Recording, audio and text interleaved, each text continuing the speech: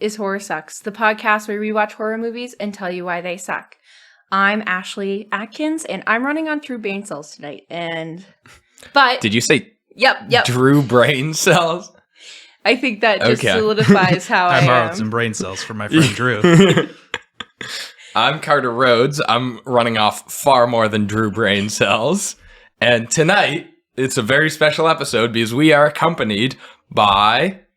I am David Tavarj. My pronouns are he, him. I'm speaking right now. That's it. What else for the intro? David and Ashley go back to high school.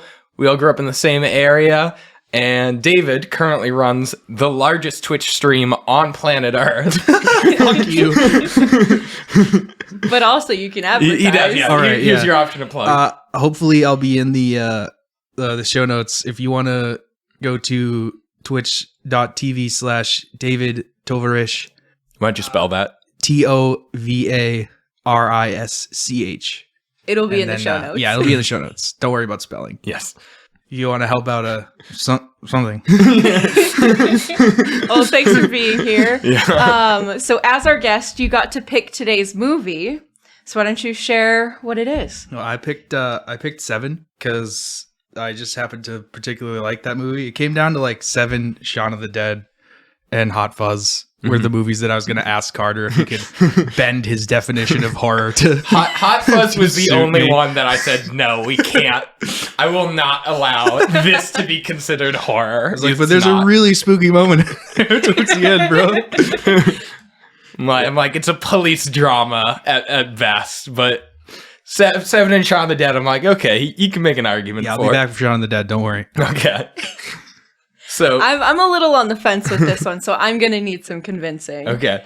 So, longtime viewers might remember that the first time we had a third person on this podcast, not counting Ian and Holly because they shared a mic, was Joe. And we had a real jank setup where Ashley and Joe had to share a mic. And No. We all shared one mic. Did we? It was the three Good of us Lord. on Oh the yeah, that's ball right. mic. And I was sitting further away. So we've upgraded significantly. All three of us have our own mics now. This is All so have exciting. Good mics Yes. too. Yeah. So That Soros money came through. yeah. So if you guys are wondering why we sound so shitty, that's just us as people. It's not. We can no longer blame it on anything.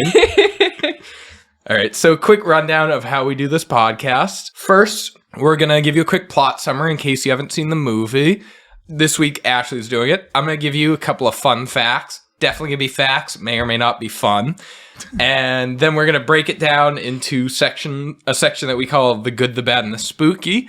I just realized that I didn't make a spooky, so I'll have to, while you're doing the plot, I'll have to think of that. Well, I didn't do an any, so you're doing better than me, dude.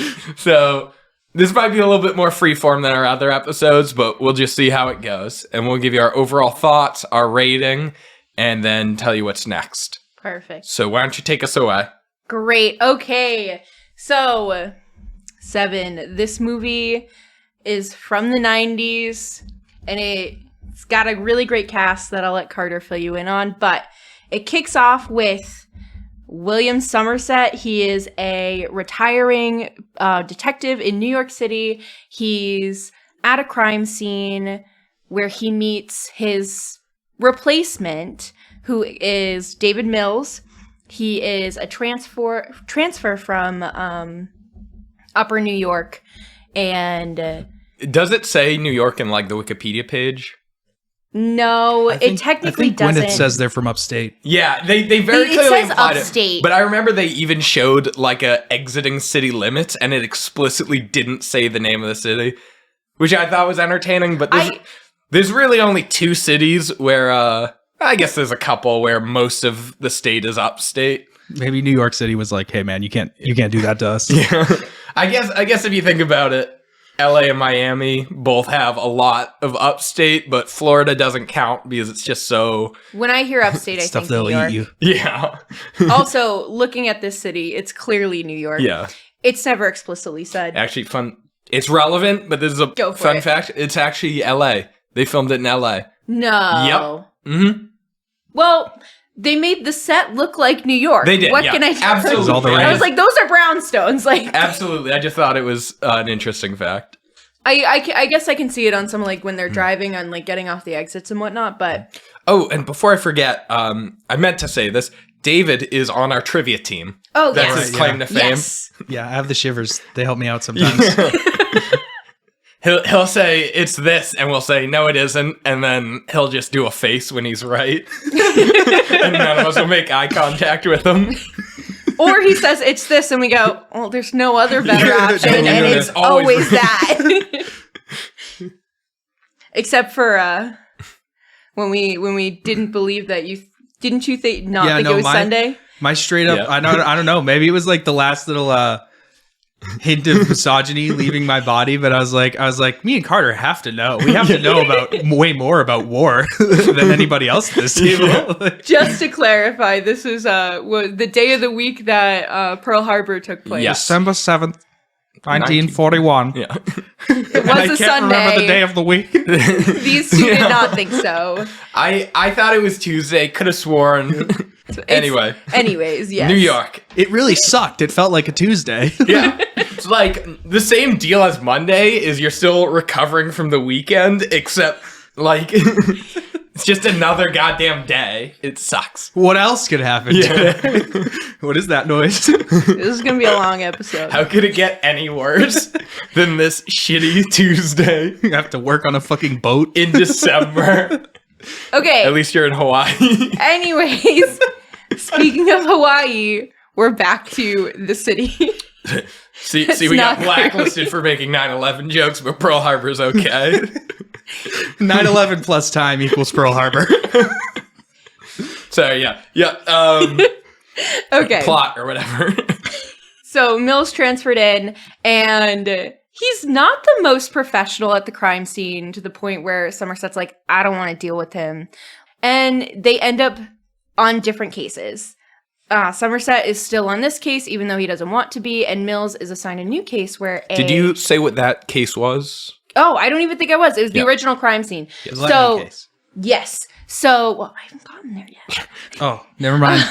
So at the original crime scene, there was an obese man who was face down in his dinner, and Spaghetti, specifically. Yes. That's veritophobic. At first they weren't sure if it was homicide, but then they saw that his feet and hands were tied together, and later on we find out that he was fed to death, basically, and was kicked in the side, which caused his stomach to erupt and kill him. But, so, Somerset is staying on that case while Mills is assigned a different case where a lawyer is killed, and written on his carpet is the word greed in blood. Specifically, he died because he had to cut a pound of flesh from his body. And there was like a note that said like a pound for a pound, right? Right, which is a reference to Merchant of Venice, specifically. Mills Shylock, goes, I didn't see that. The absolute most offensive portrayal of a Jew ever, including in like... And that's a high bar. Including in Nazi caricatures. Shylock is worse. But he's like supposed to represent greed, essentially. Yes. Anyways, Somerset goes back to the original crime scene and finds the word gluttony written behind the fridge in grease. And he connects the two cases that the killer is doing. It's about the 7 deadly sins. Mm-hmm. And everyone's like, are you sure? And he's like, this is the same MO here. So Somerset and Mills... They're still not getting along, but Mills' wife takes it in her hands to invite Somerset over for dinner. And Played by Gwyneth Paltrow, by the way. Yes.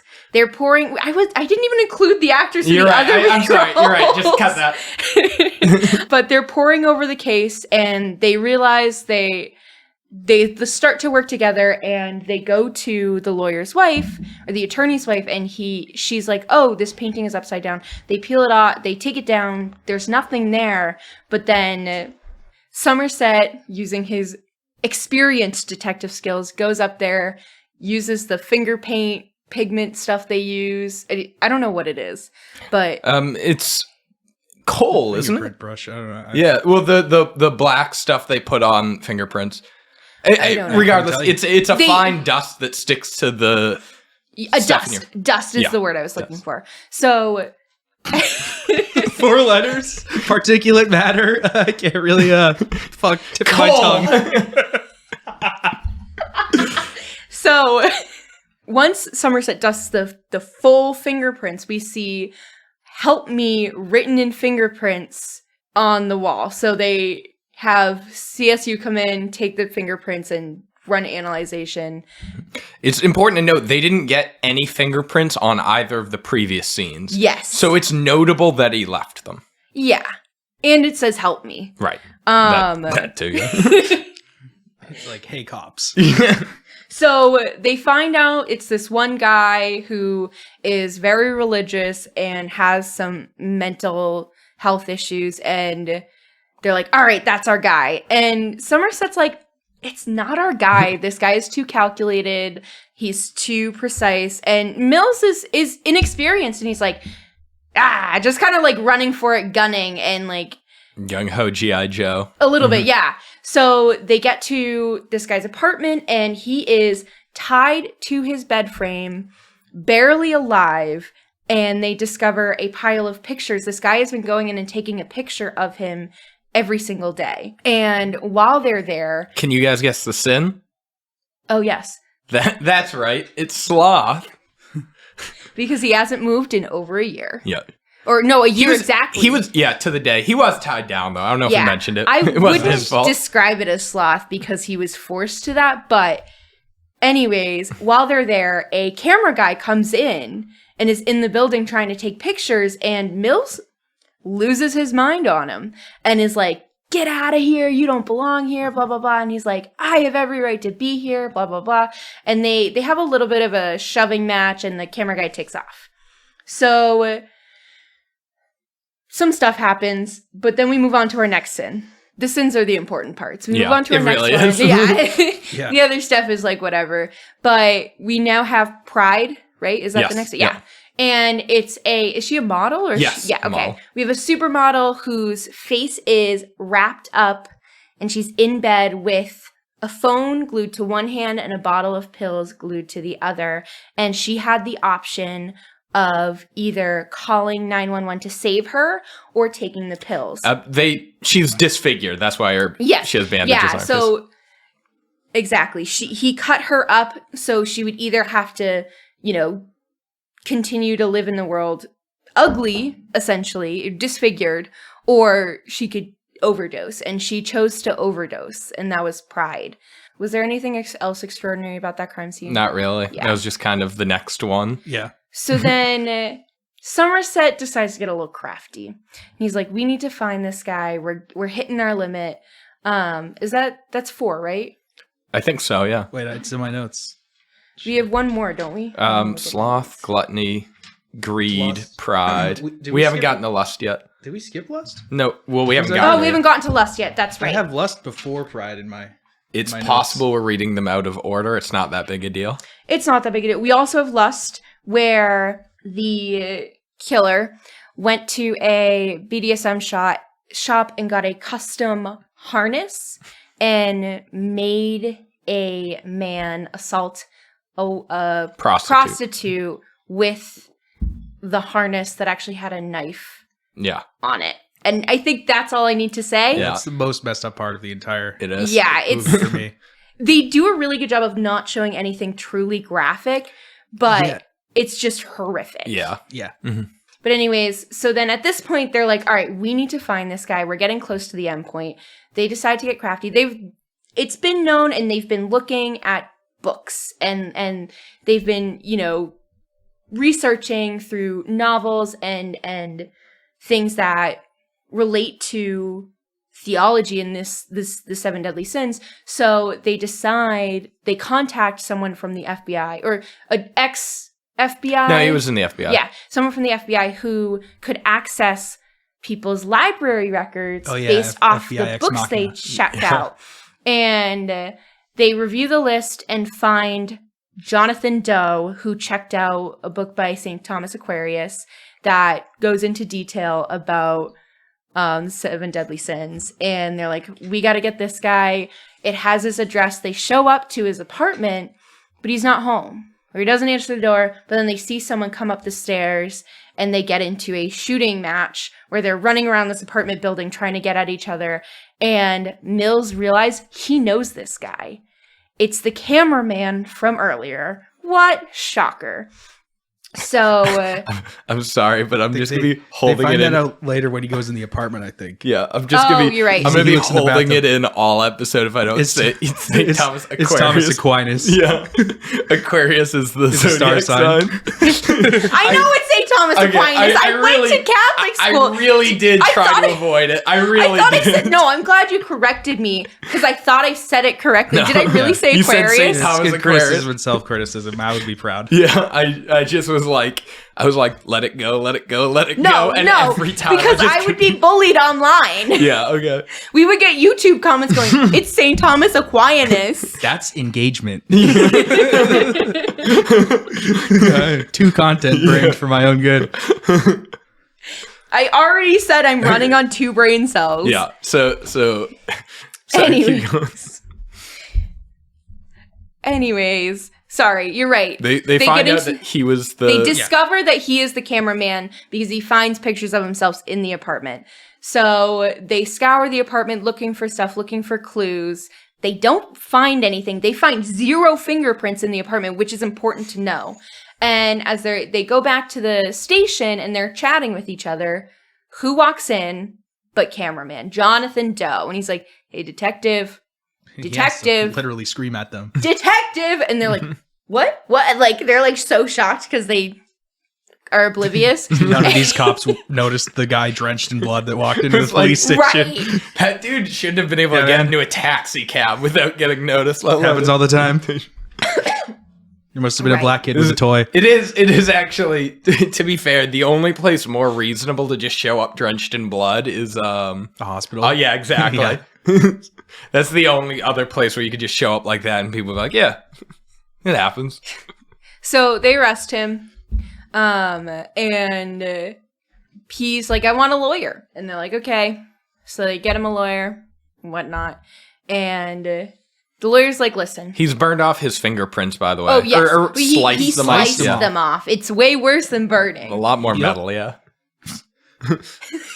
Dude, murder is so metal. It's the metalest thing you can do.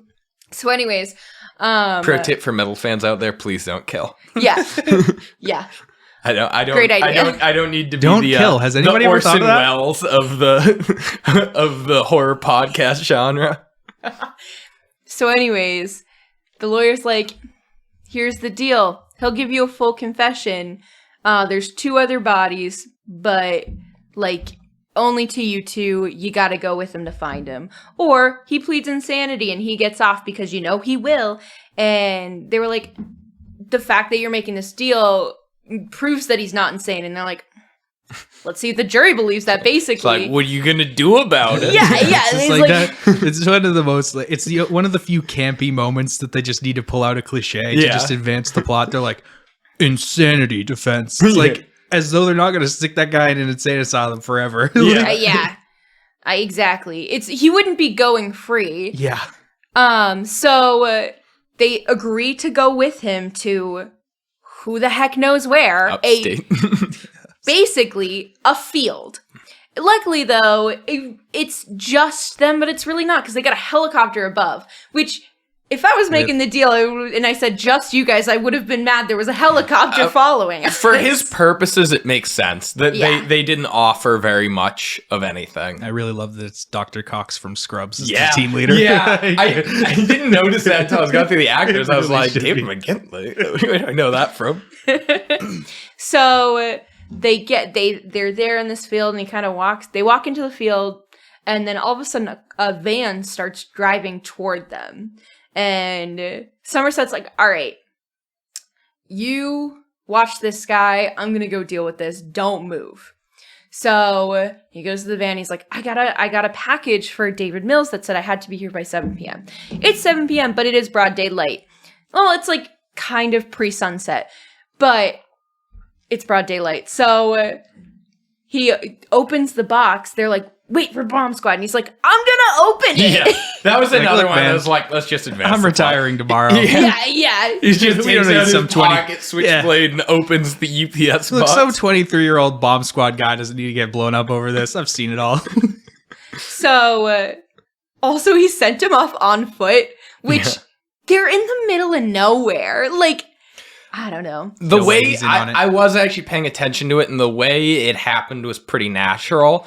Yeah, I Is the guess. van was approaching slowly, and they wanted to head off the van before it reached them. Oh no, in case that there were made people. sense. Yeah. But when he told the van driver to take off, and he was like, That was fucked. Yeah. Go on foot, and it's like, outta here. there's nothing for miles, and he's like, pick him up, and I'm like, Yeah, they did have to say that because otherwise he sentenced the dude to die of exposure. like I understand it's not the desert, but like, come on. So he opens the box, and then he just turns to Mills, and he's like, drop your gun, drop your weapon. Drop it, like he's like yelling at him. Sprinting across the field. Yeah, like aggressively, like being like, drop your weapon. And he's like, Mills is like, why? What are you talking about? He throws his gun down because he knows that, like, basically, It's sort of like a plea almost. Yeah. It's like, look, Yeah. man, I'm not threatening you to put your gun down. I'm begging you. Yes. Yeah. It really, like, friend to friend. He Please. calls him David the whole Yes. time. Yes. Like it's Yeah. the only time he ever like does it consistently the whole movie. right. So, and he's like, what? Why? I don't understand. He's like, just do it. Like, and he's like, what's in the box? And then Doe starts taunting him, and he's like, your wife, who is Gwyneth Paltrow. We said we were going to cut that out. Doesn't matter. Who was Gwyneth Paltrow? It was. Whether or not we cut that, it was, in fact, Gwyneth Paltrow. Um, I believe they were dating at the time, too. Oh, Brad Pitt interesting. and her. He's like, yeah, when you left for work, I wanted to go play husband, but, I decided to take her head. And he's like, what? And he's like, yes, feed into your wrath, which... He says my sin was envy. Yeah, you're right. Because he was jealous of his life. And Somerset's like, dude, don't do it. You're just going to give him what he wants. And he's not strong enough. He shoots him. And David goes off to jail. It's like, implied that they're gonna take care of him and not get him to jail. But like, even if they took him to trial, no jury on earth, no jury on earth would convict you. It's just like, yeah, that guy murdered my wife, and then like I had her head sent to me, and he was just right in front of me. Set me in a situation like- where he wanted me to kill him. It's just like, look, man. That's got to be like maybe manslaughter with the harshest jury alive. But I'm still. If I'm on that jury, it's a hung jury. If anyone thinks he's guilty, I'm sorry. It's also worth noting that John Doe did say, well, it did look for a second like they were going to get David under control. And then he was like, and she pleaded for her life and the life of her child. Yeah. And so that pushed him over the edge. And then, like, Somerset tries to stop him before he can say it. He, like, slaps him across the face a little, but it was too late. He fully, just this is out of my goddamn hands now that you said this. Yeah, at that point, he was like, I gotta back up. Nobody, I can't. It was foreshadowed, too, in that scene when they talk in the diner with the wife and Somerset together, when he's like, if you decide to not keep the baby, don't tell him that you ever had it, so he won't know that he lost it, because that is kind of like an extremely deeply wise thing for an old person to say. Just like recognizing that like suffering comes from thinking you were going to have something and not having it. And it's like, so he knows exactly how devastated Mills is going to be the second he hears this news. And that's why he baps Kevin Spacey as soon as he said unborn baby. He's like, oh shit. Yeah. Like that was the thing that was going to set him over the edge. Yeah, exactly. So... and I don't think we ever specified it. But it's heavily implied that what's in the box is Gwyneth Paltrow's head. Yeah, he does say, he's like, I take her head, But it was more than like an Morgan offhanded Freeman line. drops it in horror. Yeah, it was her head. There are deleted scenes in which they explicitly show a prosthetic Gwyneth Paltrow head. I did not see those deleted scenes. Yeah. But yeah, that's pretty much it. That's great. I'm still trying to think of a joke to make with Gwyneth Paltrow head, but well, that might be her next candle scent. Yeah. Hey, there you go. Hey, I made a joke. I was gonna make a putting it in a vagina joke. Like, no, you took the high road. That was good. Gwyneth Paltrow candle jokes will never not be funny. They're always gonna be punching up too, so we don't have to feel bad about what's it. in the box jokes. Yes. So also a good one. That would have been a good one. So this film was directed by David Fincher, who you might know from some classics David like heavy episode. Oh yeah, there's Gone Girl, Fight Club, Zodiac, Girl with the Dragon Tattoo, the English version, not the Swedish version, Curious Case of Benjamin Button, Social Network. He has churned out some classics. I have seen most of these movies. He's a great Didn't director. he do Mindhunter, the series on Netflix? He might have. I usually only go off what I recognize on the Wikipedia page. I also, most of the time, that's also what I do, but Mindhunter, solid. I think he did, you're right. And it was written by Andrew Kevin Walker. It stars Brad Pitt as Detective David Mills, Morgan Freeman as Detective William Somerset, Gwyneth Paltrow as Tracy. I've been saying Somerset, right? Not Somerville? Yeah, you've been saying Okay, Somerset. I just had a weird... Don't worry. Continue. Gwyneth Paltrow as Tracy and Kevin Spacey as John Doe. Kevin Spacey was omitted from the marketing, the opening credits, the DVD box art, and posters. So smart. All just to hide the fact that he was in this movie because he accurately had just starred in The Usual Suspects. And while that wasn't out, he's like, if this becomes big, people are going to see 3 A-list names and see the 2 A-list main characters looking for a mysterious guy. And he's like, they're immediately going to know it's me and just wait till I show up. That's 2 really weird similarities between this movie and Saving Private Ryan. Did they hide Mark Damon? They tried to hide Matt Damon, but, like, Good Will Hunting had just come out and they were like, oh shit, this guy's famous now. But also the other really weird, like, Saving Private Ryan parallel is that the actor who is, and he's probably not in your cast list, but like the actor who is the guy that has the harness put on him in Se7en also is the guy in Saving Private Ryan who is the pilot of the glider that had a bunch of crap strapped to the bottom. And so, like, this guy has had his day ruined by having a bunch of metal that he didn't want strapped to his undercarriage. And those are his 2 exact big parts in all the movies I've seen him in. It's incredible. Sorry. I'm speechless. No, that's perfect. That's perfect. chef kiss. Yeah. By the way, before I forget, I said David McGinley earlier. His name's actually John McGinley. John C. McGinley. Yes. You might know him from Dr. Cox from Scrubs. He never had like a full head-on shot. He was always wearing SWAT gear. So I didn't know until going through the cast list. But anyway, star-studded. Yes, for sure. Absolutely phenomenal. Andrew cast. Kevin Walker, the writer, moved from the suburbs of Pennsylvania to New York City, and he described the culture shock of living in a city, which was at the time going through rises in crime and drug abuse. He said that he wanted to defy the audience's expectations and leave them feeling violated and exhausted because, in his words, there's a lot of evil out there, and you're not always going to get the satisfaction of having any sort of understanding of why that is, which is why he had Doe surrender himself to the police, because there's an implied showdown at the end that everyone was expecting, and it robbed them of that. And so leading towards the actual finale, they were kind of uncomfortable. And I actually agree with that. Is it?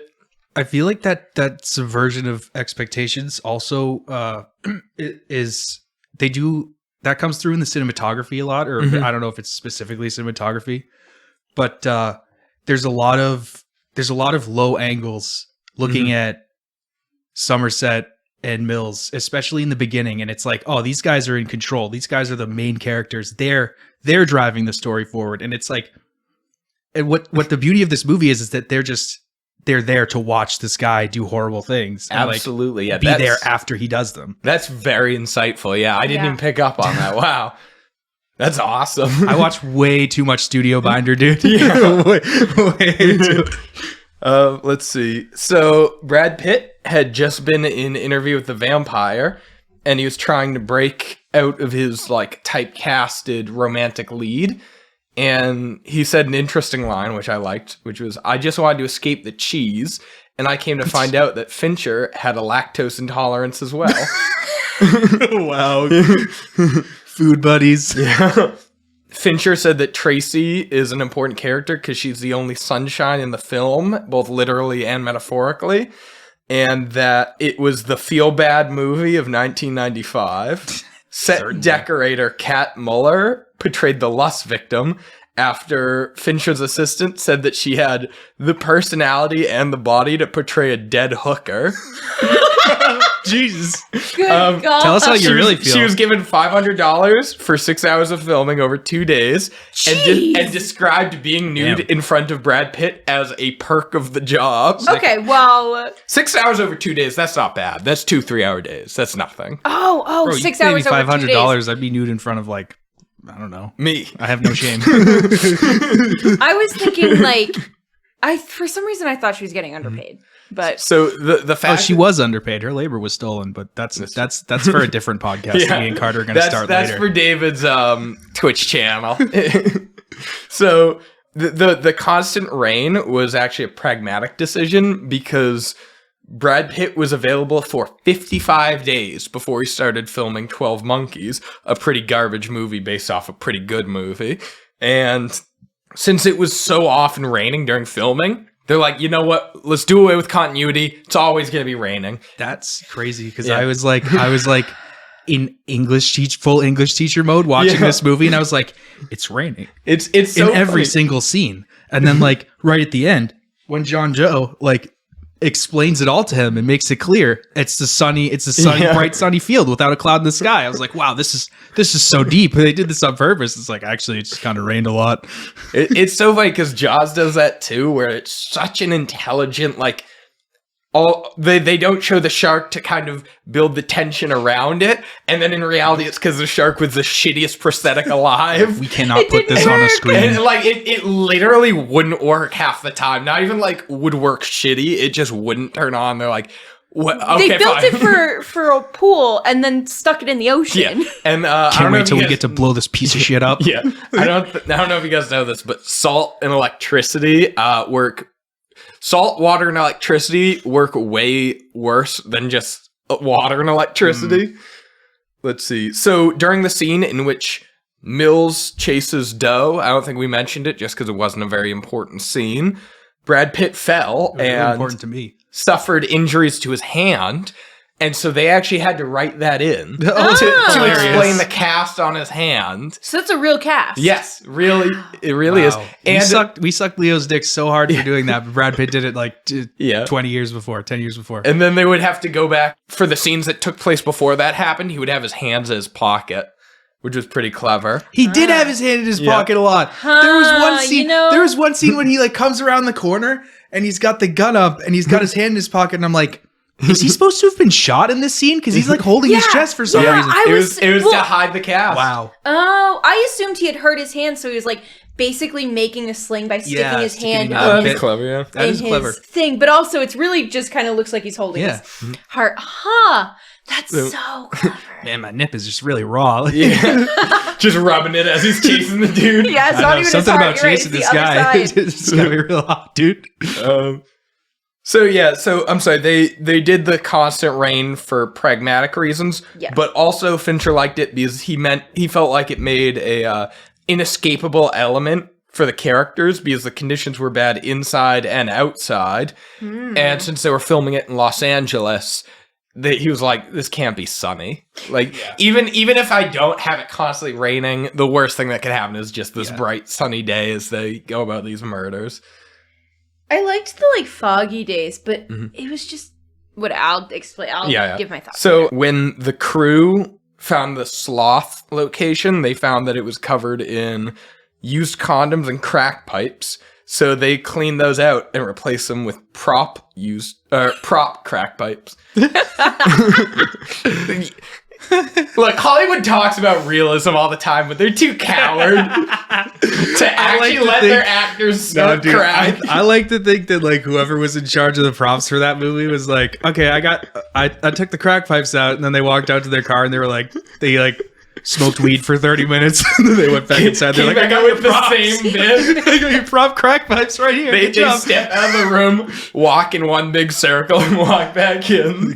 Where's the receipt from the prop shop? Ah, fuck, I lost it. $500 cash right here. I will say though, the props are probably like plastics that you didn't hear like clatter as they and so bumped that into like each you can't other. fall and hurt yourself on a Yeah. crack pipe. Oh, we need prop use condoms too. Hang on, give me 3 hours. So now, how prop and follow-up question: how used do these prop use condoms need to be? So Leland Orser, who David mentioned as the guy who had 2 days ruined by did have metal his name. strapped to his undercarriage. He played the lust victim, and it really captured how upset this guy was. He deprived himself of sleep so he could get a real like deranged panic mindset. I felt it. And they pushed back filming another day. Oh, So he stayed back. He stayed awake a full other day than he was expecting. Dude, And he would that's like when you got to break into your son's I Ritalin only stash, had- you know? I only had 2 hours of sleep last night. I can't imagine it. so he's just full on like hyperventilating in between takes so that he's like really hyperventilating in the scenes. He was really good. He was losing Like, I'm his surprised shit. that guy didn't get more roles. Like, Yeah. in both of those movies that he was in, he did a really really good fucking job. nailed it. Yeah, you're right. He should have even just gotten like more like, tests. There should like- have been more movies with people getting shit strapped to them that they didn't want and it ruining their days. That should have had him in What it. would the next one have been? Like he's flying from space and they gotta strap his belly with metal so he doesn't Maybe. burn up. I don't know. So Fincher wanted every location to feel like the audience was there, and the way they handled each location was very interesting. They wrapped the entire gluttony set in plastic so that they could full on release cockroaches. Oh yeah, I remember those cockroaches. The dude, he had his face in the spaghetti, so he wasn't worried about that. But he had to cover his ears with Vaseline so that the cockroaches couldn't crawl into his ears. He said it didn't help them. They crawled into his underwear. Oh, Jesus Lord. Yeah. No. Lust, the sex club ceilings were really lower to add an element of claustrophobia. And then they would spray paint the walls for texture and B, so that it was implied to be bodily fluids. Ew. So these next ones are going to go fast. Number 1, Brad Pitt bought his own ties for the movie because he wanted Mills to have terrible fashion sense. David Fincher wanted the kind of a black and white style film, even in color. So to do that, he used cinematographer Darius Konji. I think I mispronounced his name. If so, I'm sorry.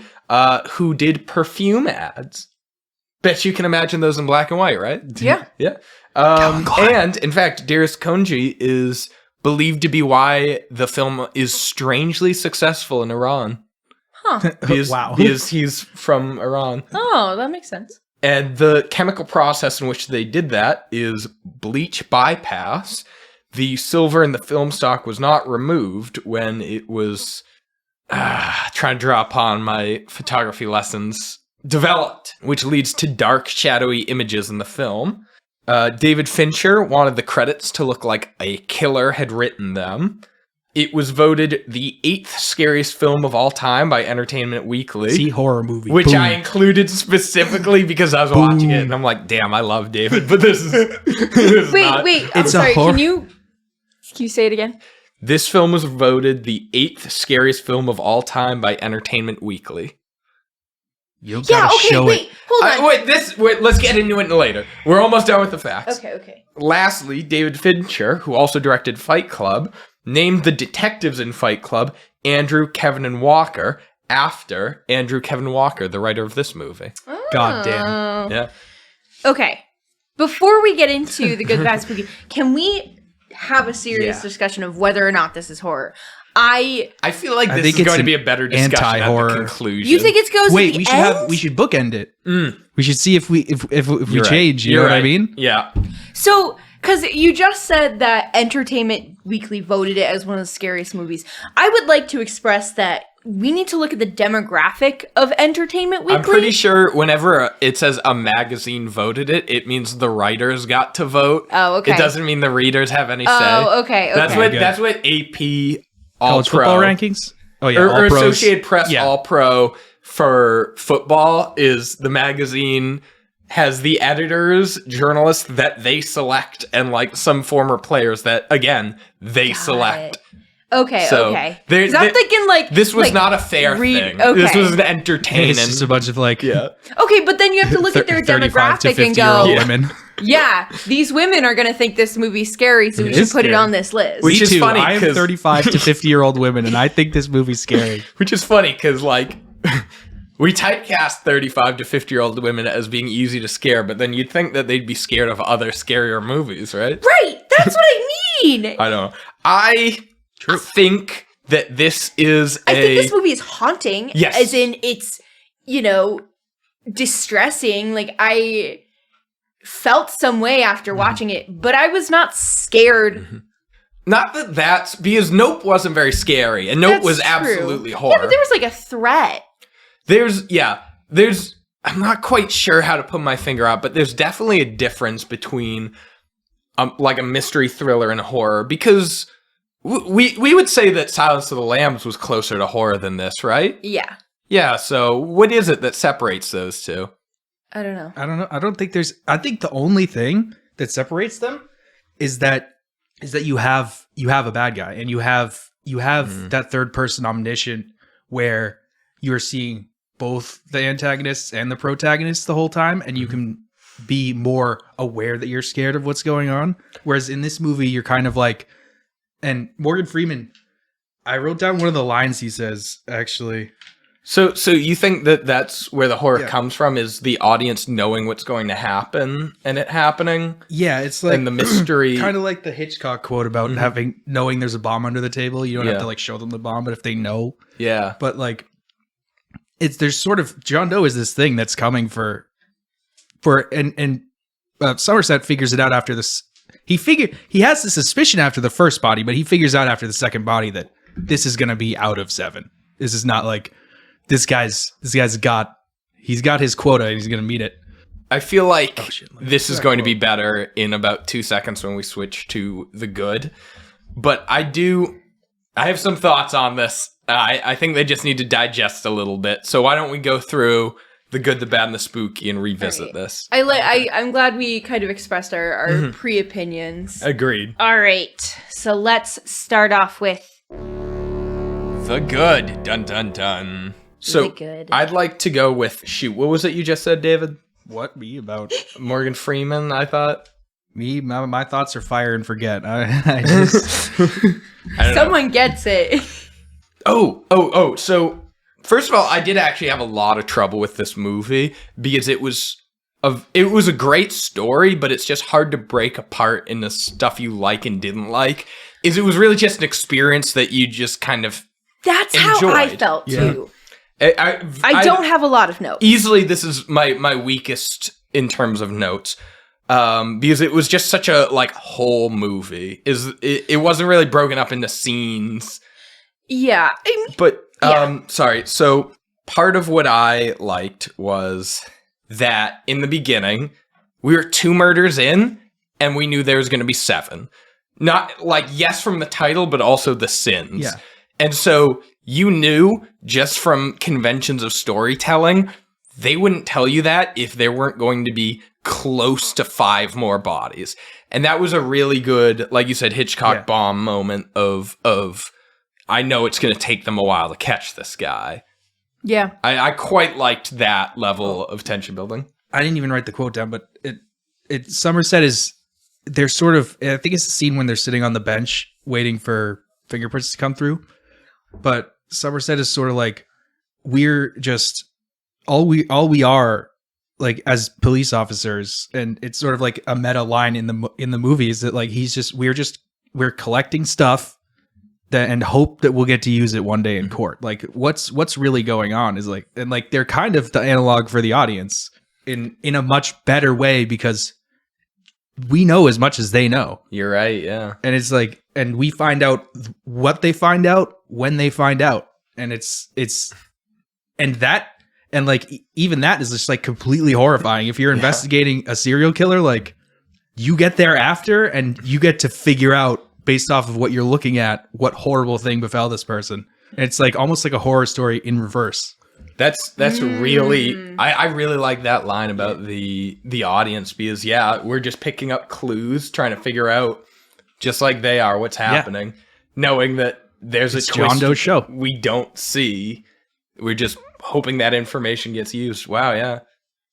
And then the whole time, like, and especially the first time you watch this movie, like, it's I'm almost sad that I watched it like in high school when I did, but like, you're like, yeah, the detectives are gonna catch the bad guy or whatever, and like with like the subtle things like low angles and stuff, like these guys are in charge. Like it's like actually they're not. Once you watching the movie the second time and they're in the car ride, everything Brad Pitt says is just he's just digging himself deeper. And because Sean Doe knows exactly what is about to come for him. He's like, who's really in control of this situation? I forgot to include, this was my first time seeing this movie. Oh my god! So that also kind of establishes where my opinion is at. My three main regrets in this life is that I knew the twist for Seven when I watched it. I knew the twist for Sixth Sense when I watched it, and I knew the twist for Fight Club when I watched it. I didn't know Fight Club. I did know Usual Suspects though. Yeah, I still enjoyed the fuck out of it. Awesome! I'm so glad I didn't. We won't say what it is, but right. I have not. I've seen so little movies. Yeah. Send me a list. I'm so happy that both Nope and Glass Onion, I had the pleasure of not knowing the twists for. Glass Onion. They were so good. Did you see Glass Onion? Not yet. All right. It's so early. We're not going to talk about it on the podcast anyway. I'll watch it soon. In a couple weeks, we might bring it up, but it's good. Yeah. That's one we don't want to ruin. All I can say is every so often there's like this one movie that everyone is like, oh, you have to see Tiger King, Queen's Gambit. Glass Onion's one of those that you do have to see. It's awesome. Right, nice. But yeah, so this was my first time watching this movie. But when they were in the car and he was just kind of digging his hole, I was like, something's coming. Like, yeah. And then as soon as Morgan Freeman said he has the power, he has the upper hand. Yeah, I was like, John Doe has the upper hand. I was like, I was just kind of like clicked for me. I was like, he's always had the upper hand. Like, you guys are just now realizing it. Yeah, there's been a bomb under the table this whole time. One of the best parts of the movie was Kevin Spacey and the way he was revealed. Let me start by saying Kevin Spacey is a terrible person. Correct. Yeah. But he's a phenomenal actor. Yeah. Yes. Mm-hmm. And he killed it in this movie. He's the Kanye West of actors. That is incredibly insightful. Yeah. Yeah. The reveal of him just kind of literally screaming at the characters to look at him while the audience is looking at it for the first time.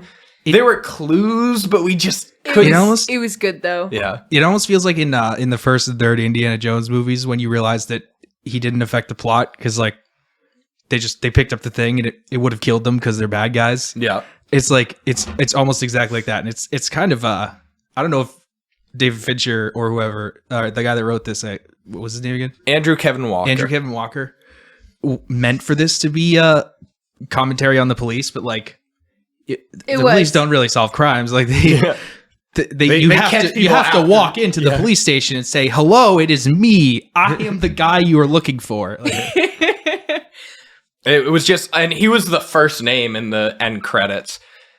Like he told the movie studio, "I'm going to walk unless you don't put my name in." Don't tell them. yeah. If you put my name in the like on the poster and stuff, I'm not doing this movie.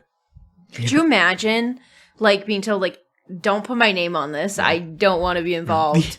First and only actor to ever. But I mean, it paid off, didn't it? No. We're not talking about Morgan Freeman now. No. The amount of actors and actresses that have been like, I need my name to be at least 1 inch higher than that other person's on the billing. Yeah. Which is definitely the reason why there's like those movie posters where everyone's completely lined out up, of order. and it's the out of order names is because they're like, I want to be on top, and they're like, like, man, Ed Burns really looks like shit. like, okay, what if you have the lowest name, but you're the largest character. Is that okay? Children. We're all children. Yeah. See, I didn't even realize it was Kevin Spacey until I was watching it with my dad, and he goes, he like got up and came back in the room and goes, is that Kevin Spacey? And I was like, no. And then I looked it up. Have you guys ever seen that video on YouTube of like this friend group who, as a joke, tricks their friend into watching Kevin Spacey movies? Pre-allegations, by the way. Okay. He just didn't like Kevin Spacey for reasons unknown. Dude, 7 must have been the absolute bomb. They recorded it, and he lost his temper. I'm gonna show you guys the video after You this. fucking piece of shit. The other one they did was, I think it was Moon, where Kevin Spacey just plays like this disembodied robot voice. Oh boy. And they got him going for a while, but they said 7. Like, Hey man, I got this new game. It's called Call of Duty Advanced Warfare. You want to play it with me? it was like, I'll show you guys after this. That's pretty For good, our though. listeners, I recommend watching it. It's hilarious. I'll put it on the Instagram or something. One of the things the subtle things I liked about this movie is it was very religious in like, there was a lot of lines like, oh, he deserves it. He's still got, after He's still this, he's still got hell, like rotten hell. A lot of like just treating it almost as an afterthought. Like, of course, there is an afterlife. It focused a lot on Old Testament sins like murder, theft, literally coveting his neighbor's wife, Yeah, abortion. literally. He used quite a few homophobic slurs. Yeah. It was. They actually seemed out of place until I considered the fact that it was drawing. He's upon supposed it. to be Wrath the whole time. Yes. And I was like this, watching it the second time. I'm like, oh, F slur, Yeah. R slur. I'm like, maybe he is supposed to be Wrath. Like, Yeah. I can't wait to rewatch yeah. it to. Oh my god. None of, experience none that, of 'cause the I other feel like- characters use that language. Well, I Except kind for- of noticed that he was really aggressive throughout the movie, and Yeah, it just was like, He's a dog. Yeah. I was waiting to bring this up, but like he's a dog. Like the whole movie, he walks in and he's playing with the dogs. And it was like the first time, like they had to hit me over the head with that symbolism. But like throughout the rest of the movie, he barks at John Doe. I wrote in my, I got to the part where it's Wrath, and I start writing in all caps at this point, and I'm just like, Mills growls and howls. Yes, those were my exact words I wrote down. It's like he's literally like he's like whimpering like a dog. Like like what? Please tell me what is the thing? Like, and he's reduced to like this sort of animal form, and it's really weird because, and I don't want this to like make it seem like I'm validating John Doe, but it seems like in the movie, like, with the 3 main characters of Mills, Somerset, and John Doe, it's like Somerset and John Doe are like actualized human beings. And there's 2 ways that you can actualize is like the right way and like, just do whatever little things you can to make the world not shitty, like Somerset, or lose your absolute fucking shit.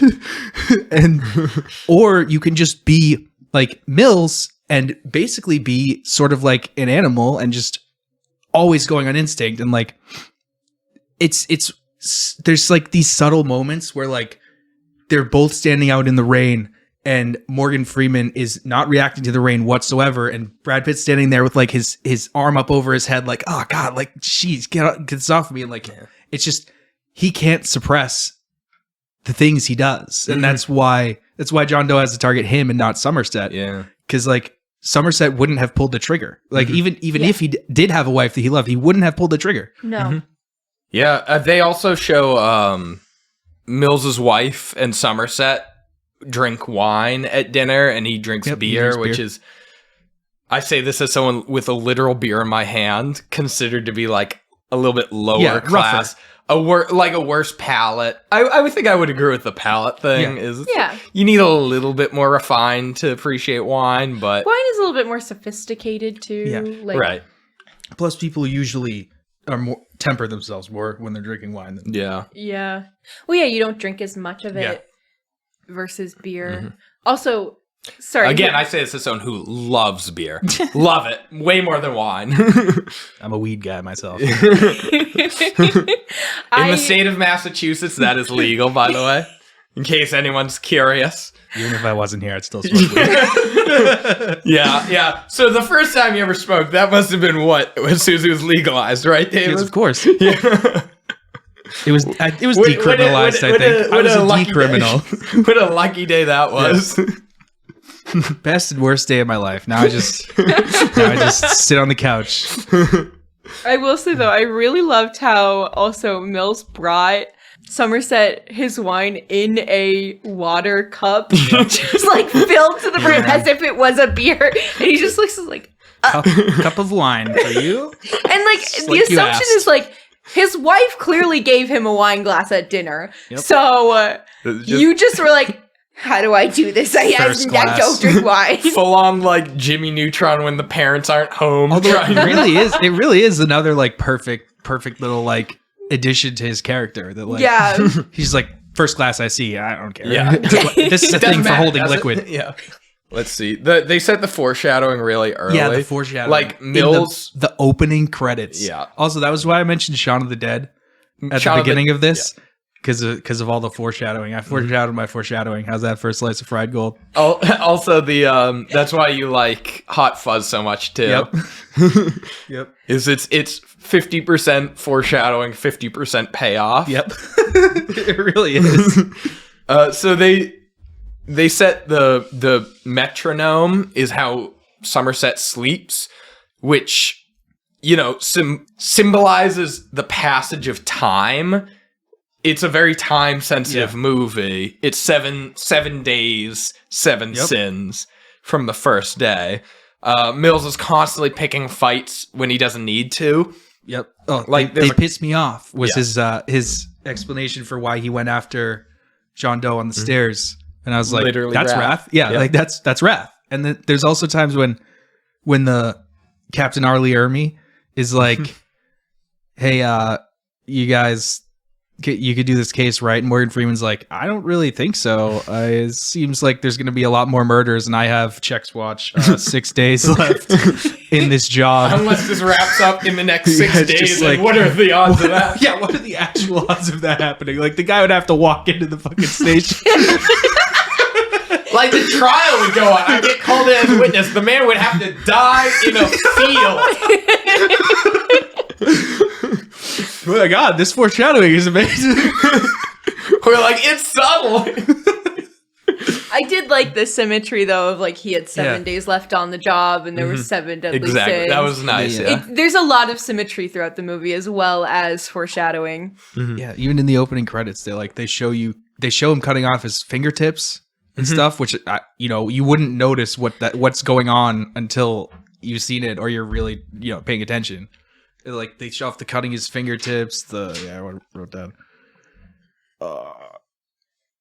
He's writing in his book. I remember that. Yeah, he writes in the thing and the. Oh, he's developing his photos. Yeah, It's stuff that, like, in hindsight, makes a ton of sense. Yeah, that's everything that's gonna happen. Yeah.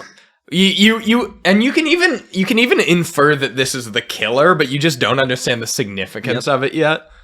I quite like the foreshadowing. There's so much foreshadowing. Yeah. Where's some others?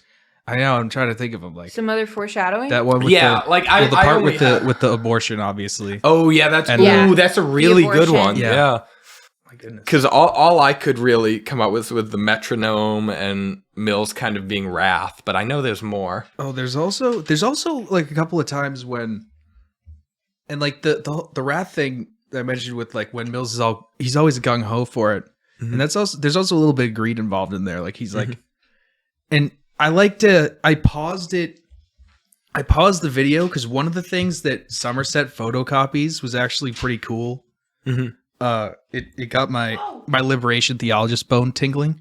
But he was saying that it was saying that pride, envy, and wrath are misplaced love or misappropriated love or something like that. Sloth is deficiency of love, and gluttony, lust, and greed are excessive love. And it's interesting. It's like, yeah, like all these things are because there's that scene where Morgan Freeman's like, I'm doing this from an enlightened, like detached, like position, and Mills is like, I can't, like I care too much about like human beings and solving the case, and like I have to do this, and it's like, and like that, while it is a good thing to be your impetus, is ultimately what leads to him throwing himself around corners and getting shot at by John Doe in a very literal sense. And, yeah, and then ultimately shooting him in the end. And it's you've taken something that's like a good thing. You've taken like love for your fellow human beings, and you've taken it so far that you're going to do something bad. Sorry. Okay. No.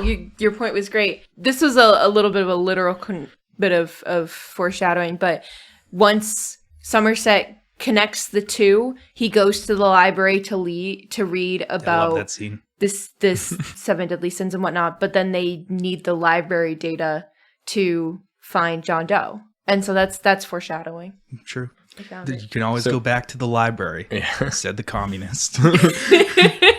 Yeah, I've got some books I'd like you to read. Yeah. So I meant to tell you earlier, but there are actually 7 Cardinal heavenly virtues? Yeah. or cardinal virtues. They're called 7 heavenly virtues, cardinal virtues, and capital virtues. I suppose it just depends on your flavor of Christianity. Yeah. So there is chastity, which is the opposite of lust. Temperance, which is the opposite of gluttony, I believe. Yeah. Charity, which is the opposite of greed. Diligence, which is the opposite of sloth. Kindness, which is the opposite of wrath. Or no. What is kindness? Yeah. Wouldn't that be the opposite of wrath? Well, patience is another one. Oh, yeah. Although patience would be for greed, no? No? No, that's charity. What is patience the opposite of? Patience is the opposite of anger. Kindness is the opposite of... Envy? I guess so, yeah. Oh, maybe patience is the opposite of envy. I don't know. Those two aren't super important. This is a good time to mention that the 7 deadly sins and Milton and Dante and everything, all of the books that are mentioned in this are Christian fan fiction. Yes. They're not supposed to be taken as canon. Yeah. And like it was a pope that was like, what things lead people to be bad? Like, and he was like, I guess this. I spend my whole time thinking about this stuff. Like, this is supposedly fine, but like, it's really more. It's just 7 manifestations of fucking up, which is what sin is. Is like, it's not. It doesn't mean you did some horrible thing necessarily. It just, to sin is an archery term that means to miss the mark. It just means you missed the bullseye. So like, you fucked up, and that's part of like the misplaced love or like the too much love. It's like one of the like core things of people who actually take their religion seriously and like aren't doing it to just like, you know, fuck with marginalized groups, is that like God is love. So like you're hoping that love is telling you to do this good thing, and John Doe is hoping that, and David Mills is hoping that, and the only person who's released himself from that is Somerset. And that's like one of the other parts of this movie is like, you can lose the forest for the trees if you just concentrate on the lists of bad things that other people do, you know? Yeah. It's funny that you say Christian fan fiction, because the Inferno is the ultimate. Dante's like, so Aeneid, it was Aeneid, right? He's like, Aeneas? He took me by the hand and showed me all this, or these maybe things. it was Virgil. Yeah, Virgil. That's what I was thinking of. But it'd be like if you wrote a horror book and you were like, and then Edgar Allan Poe came into my room and was like, here's what we're going to do. It's like, oh yeah, really, dude? Yeah. It's like, this is a great thing. He's like, okay, let me tell you a story. This is how I visualize heaven and hell. And yeah, also like, heaven. Nobody talks about Purgatorio and Paradiso. Well, it's like not as it. To be fair. Yeah, because it's not as entertaining. It's like, the whole point was like, you can fuck up so badly enough you go to hell, or you just fuck up the normal human amount and like you work it out, like, and then you're okay. To be fair, even in modern times, Ashley and I are attracted to horror and like the dark stuff. Yeah. So absolutely, it's not everybody loves that back in the time. Everyone's like, oh wow, this is the 3 books, 2 of which are okay. And I'm gonna pick the bad one. but this one's cool. It's like, oh, what is it? The Devil's Bible or something that like people thought was like cursed or whatever because it looked like the page that had the big full painting of the devil looked like it had been burned through. And it was like, it actually is just worn out because that's the page people open this thing up to all the time. You guys are so afraid of it that you made it look different. Now you're afraid of it because it looks different. Good job. Like, right, and that's what religion is, kids. So my last two notes about the good parts of this movie. And just to be clear, I enjoyed quite a bit of it. These are just the parts I was able to pinpoint. Is there were quite a few good prosthetic uses, like the fat guy and the guy with sloth. They were upsetting, but the more you looked at them, especially the sloth one. Yeah, the more you looked at them, it didn't like the illusion didn't break. Yeah. It didn't start to look more like a cheap plastic mask. And a lot of movies will do that, is try to flash garbage at you and hope that you don't look at it long enough. But this was if you pause it, it's rewarding. They put a lot of effort into it. And lastly, I did like the not quite subversion, but they did turn the trope a little bit where instead of a like grizzled veteran and a by the book rookie, they had the opposite, where Morgan Freeman was very by the book. Like, this case is going to get thrown out in court unless we have a warrant. It's even in the way they individually break the law and police procedure is like Morgan Freeman's like, okay, we're going to go to this diner and we're going to meet this sketchy guy and he's going to give us a thing and we're not going to talk about anything about how this. And then Mills just breaks through the fucking door and he's just like, let's find a crackhead that'll say what we say. Dog. He is a dog. Yeah. Now let's talk about the bad. The bad. At times, it could be a little too on the nose. Like, lust, pride, even greed to a degree. We're all pretty, like, man tries to come up with murder based on this. There was there was really not a lot of cleverness to it. It's like, how do you die by pride? Literally gluing it in their hands. Greed and pride, both seemed a little like we had to figure out something. Yeah. To me. Yeah. I guess now that I think about it, actually, lust was simple, but I can't think of a better one, which leads me to believe that that's it's like an obvious one. Yeah. And it also speaks to like how some of these sins are like almost just like thinly veiled ways to like shame people for wanting to have sex and stuff. Yeah. It's like, there is such a thing as too much sex, and like STDs are a thing, and unwanted pregnancy is a risk, but like moderation, like the whole point is moderation. Like, it's not that you have to like do abstinence and freak out, write a bunch of manifestos in your room and murder people. I was a little bummed out by the fact that a lot of this movie didn't seem to have like really a subversion. Like, it was raining all the time. What you said about it being sunny then when there was the reveal, that did change my opinion a bit, but it was a lot of like gritty cop stuff with nothing that separates it from a movie that's actually trying to be about gritty cop stuff. So I was a little disappointed. I didn't dislike it per se, but I felt like it could have done more. It also kind of laid into that gritty cop vibe with some really bad one-liners. I think that's to be a foil to Somerset, is that a lot of the time Mills is just like, he's like saying that thing that like you say when you're like, when you watch too many cop shows, like he's like, looks like we got a murder on our hands or whatever. It's like, looks like we got a homicide. Somerset's like, yeah, man, I know. I've been a fucking detective for 30 years, dumbass. Like, yeah, I guess you're right.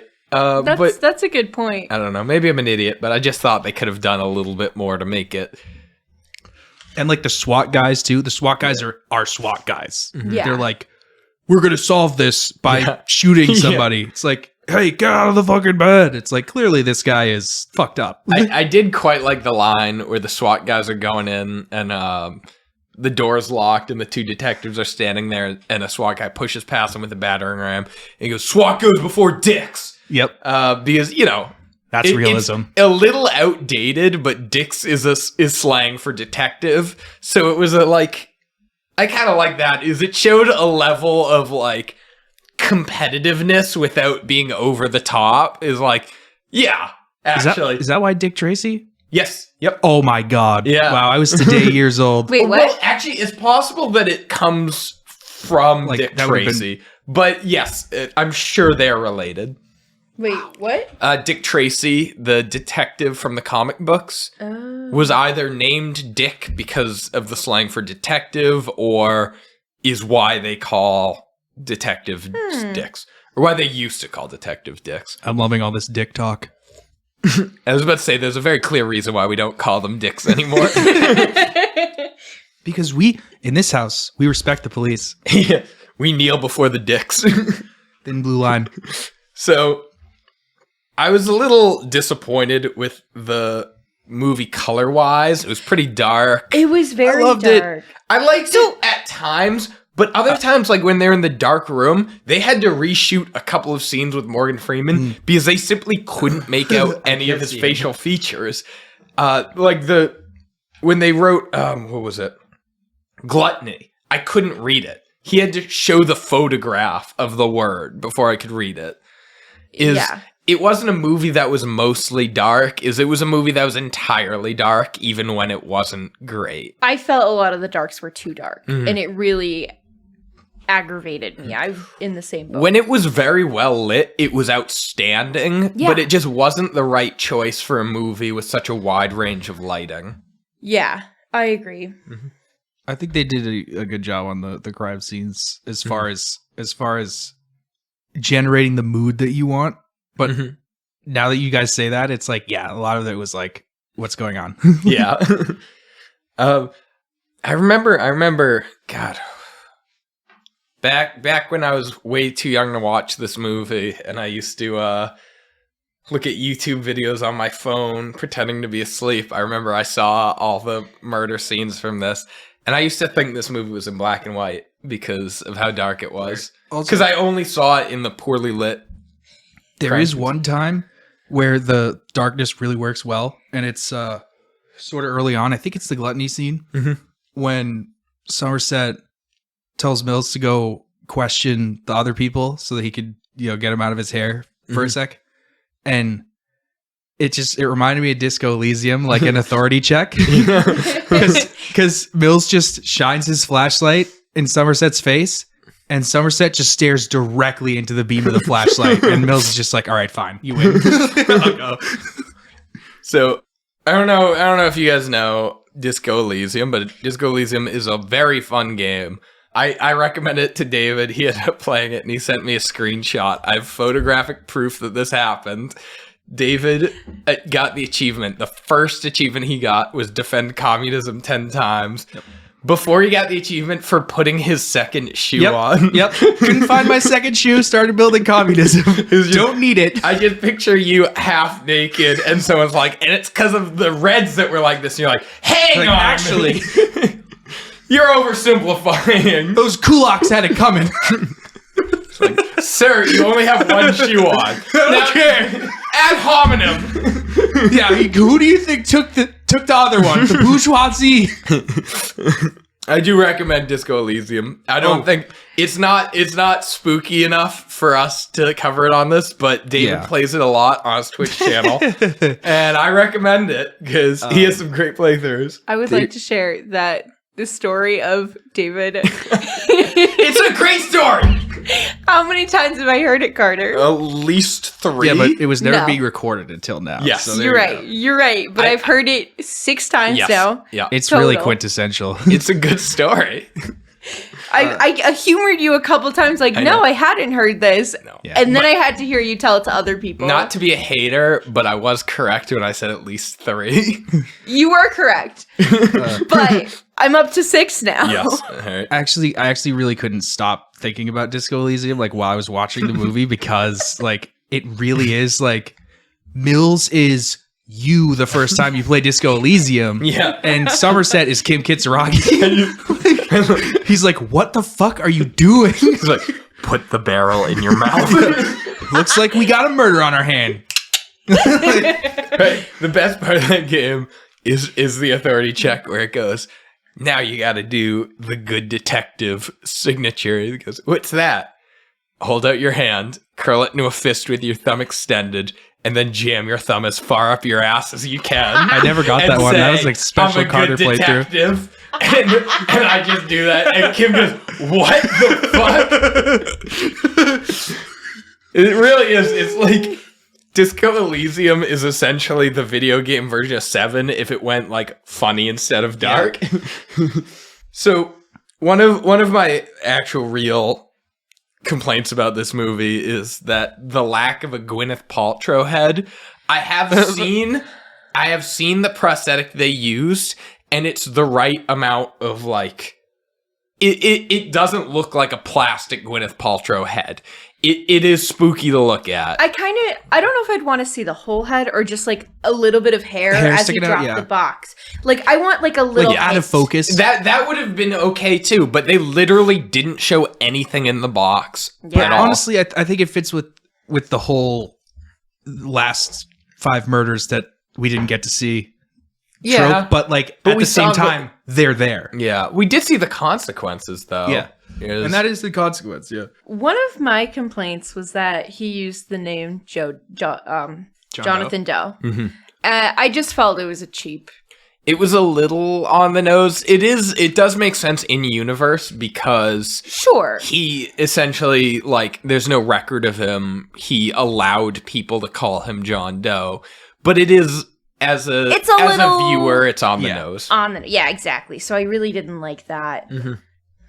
I honestly didn't care about how they portrayed the public defender. They're like, look how greedy this son of a bitch is. He takes money and he defends murderers. And I'm like, wait. No, that Yeah. was the attorney. No, that it was the defense attorney.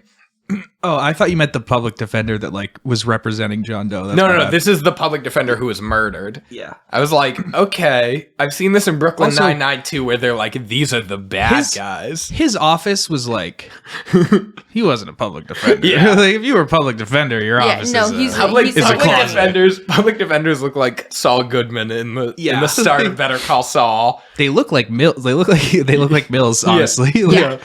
It's They're in a rough spot. I didn't care for the like, they're like, this piece of shit puts greed over everything. I'm like, he defends the people who can't afford an attorney. And yeah, most of the time they do that, but that doesn't, they did the doesn't crime. mean you but can't. Okay, did They they, say say don't have a right to a right. lawyer. Hold on. Did they say he was a public defender? I don't They think did. they did. I don't- I thought he was I'm just almost positive they I did. thought he was just a defense attorney. Yeah, because I thought it was like Maybe He's got a big fancy office. That Yeah. guy was not a public defender. Maybe you're right. Maybe he was just a defense attorney. I guess Yeah. that has a little, but still, I mean, But it still doesn't, like, those people still deserve a defense. I do think that, like, especially in police this justice shows system. and movies, like, do say, like, that's the bad guy. Yeah, It's like, they're like this fucking piece of shit. yeah. that's one of the things. Can you imagine? Can you imagine going against the state? I did like in what was it? Cape Fear. There's one line where Max Cady is ranting about the justice system. That's the one with Ed Norton. No, that's the one with Robert De Niro and Was that Primal Fear? Nope. Nick Nolte? Oh wait, I know what you're thinking of. Movie am I That's thinking I think that's Primal Fear, yes. Yeah, The one with Ed All right. Norton and Richard Gere. Okay. I'm talking about wrong Fear movie. Yes, Cape Fear. Fear movies suck. Cape Fear was good. And Primal Fear was good too. I don't know what you're talking about. No, I'm making a joke about Okay. the name of the podcast I'm on. Okay. I was like, what the fuck, bro? God damn it, man! You recommended Primal Fear to me.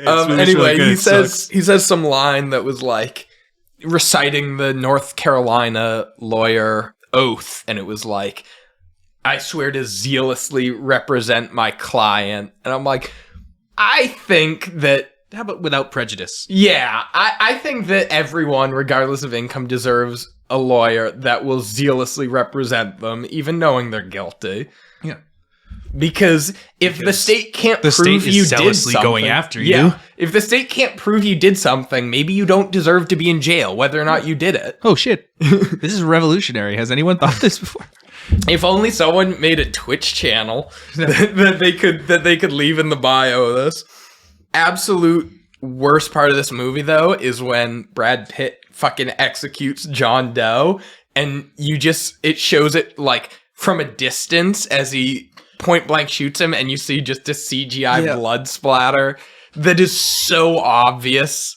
I was really liking how it was going from that, like, helicopter shot that, like, isolates the three of them that's really far away to, like, straight back to a tight end shot.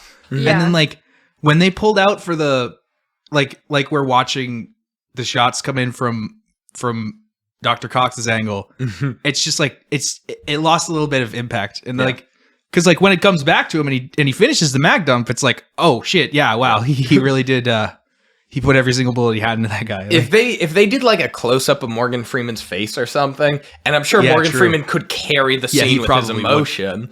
Like, you can fucking infer when he shoots 10 rounds. This dude is not angrily firing in the air. That's another point for indirect storytelling. We're they're the analog for the audience. Yeah. Is they didn't need to, like, they could have, and it wouldn't have been a worse movie if they showed him point blank shooting John Doe in the face. Yep. They didn't need to, though. They could have also done what we talked about, but just the middle ground they picked was weird. Because that whole scene was a lot of close-ups. Brad Pitt nailed that scene. Yes. I had that in my good and I forgot. I was like, dude, this guy like literally looks like he just found his wife's head in a box. Yeah. Like he literally looks like his life is the fucking over. Like in his eyes. Like I loved the way that camera was shot. Really made the gun look so small. Yeah. It made it look like he was just holding... It's like, look, it's just this little thing I'm just going to use to just... He is not a powerful man in this moment. He is just holding a piece of metal and just found out his wife died. Yep. That was just gorgeous shooting, great acting. Like... Phenomenal scene. I loved that he was wrath, but like there was so much more than just anger to his wrath, and he was beautiful. It was really good. There's definitely righteous anger. Like it's really it's weird how they put the cardinal virtue. I almost don't like the cardinal virtues being opposed to them. Oh shoot. Patience is the opposite of wrath. Wrath, yeah. Being patient with somebody versus getting pissed off at them.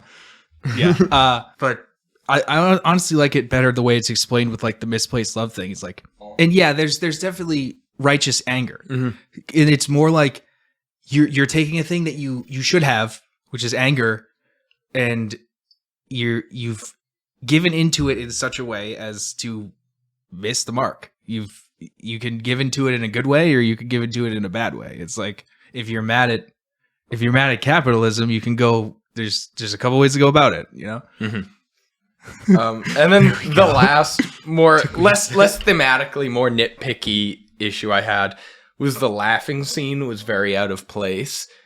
Like when they're all in honestly, I thought that was one of the more humanizing scenes. It was supposed to be humanizing, like breaking the tension between them. Awkward. But I felt like it just felt kind of dumb. Like if they were laughing at Mills, that would have felt more humanizing. But it felt more like, oh, what a funny scenario. Whereas if she was like, I don't know, if it was like, you stupid idiot, you bought this apartment, that would have...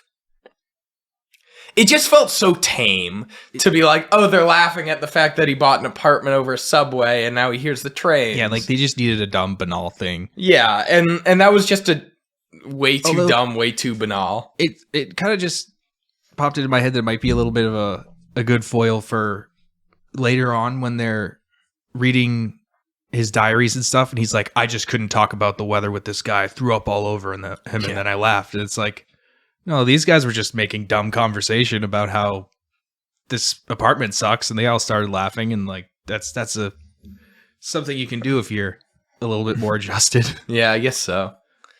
I still just thought it was like, because it was the full on like, the point of that scene was like, if you break bread with somebody, you'll be their friend. Yeah, like, it was the transition of their relationship. This dumbass, I don't like this guy.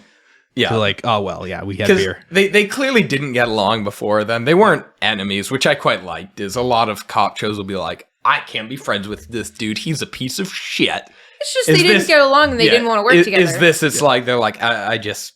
No thing. It's like I really jive with this guy. Yeah. Yeah. And like, just like get a couple beers and or wines in you. They didn't have to convince him to get dinner with him. He's like, okay, yeah, sure. That sounds fun. Let's just do it. I don't want to impose. No, it's just all right. Well, that was a funny. That was one of the few like light moments in that when he's like, "What did my wife say?" He's like, "Oh, I'm coming to dinner at your house tonight." Like, it just sets it down and goes back to work. Yeah, so, anyways, see you there. Yeah, see you there for my date with your wife. Yeah. I like that she called and was like, "Oh no, I want to speak to the guy who you kind of don't like, but I'm gonna make you guys be friends." Do you guys have anything else you didn't like about this movie? A bunch of small stuff that's not important. We can still talk about it. I mean, there was some small stuff I was able to catch that I was like, was annoyed about how predictable it was. Like, there was no fingerprints. I was like, oh, he cut his fingerprint. Like, his fingerprints. They didn't really subvert much about that. I think the first time I might have been like, oh, he's probably wearing gloves, but then they're like, oh, well, that's it. That's not what he did. I think I just watched too much, like, cop drama because, like, as soon as the cameraman was there... I would watch crop drama. Two Drew brain cells. Anyways, but no, like, as soon as, like, the camera guy was there, I think he had a wig on, right? Or did he have a hat? He was wearing a hat. Okay. I don't think, did they even have Kevin Spacey be that guy? I don't think so. I don't think so. I think it was a different guy because I listened to the voice knowing it should be Kevin Spacey and didn't hear it. So what else didn't you like, Ashley? I just didn't, I was talking about the camera guy. Mm-hmm. Listen, the first thing is, like, the first rule lots of times is, like, they go back to the crime scene. So, and this guy's working on a piece of art with these victims. Like, you know, the amount of work he's putting in and, like, he's preaching and stuff like that. It's very likely that he was going to go back to see if, A, the detectives were clocking what he was doing, B, that, like, what was happening. So, like, it being the camera guy, yeah, it was a reveal, it was a twist, but to be honest, like, I clocked it. There was a guy that was standing outside of the building, and I don't think it was the camera guy, but in my mind it was. When I was watching it, I was like, oh, that's the camera guy that came in. I was like, why is no one talking to him? I was like, he's suspiciously standing outside the crime scene. Like, that is my number one, not my number one suspect, but I'd be like, hey, someone go talk to that guy real quick. I think I know who you're talking about. Right? Was like, just like, he was in a trench coat with sunglasses, but like, and he just stopped and stood against the wall, right? Yeah, guy who has a bunch of drugs in his apartment and just watched the SWAT team go up the stairs and is like, oh no. But like, he's just like, depending on what floor they stop at, I might never go home. The steps. Oh Jesus. But exactly, he looked suspicious. Like, someone should have talked to him, but it also really wasn't important. It just was like me being like, okay. As a connoisseur of true crime. I listen to a lot of true crime podcasts, but that's why I was like, I wasn't super surprised that it was a cameraman. I think I told you guys this, but I was watching, what was it, like Justin Can't Swim?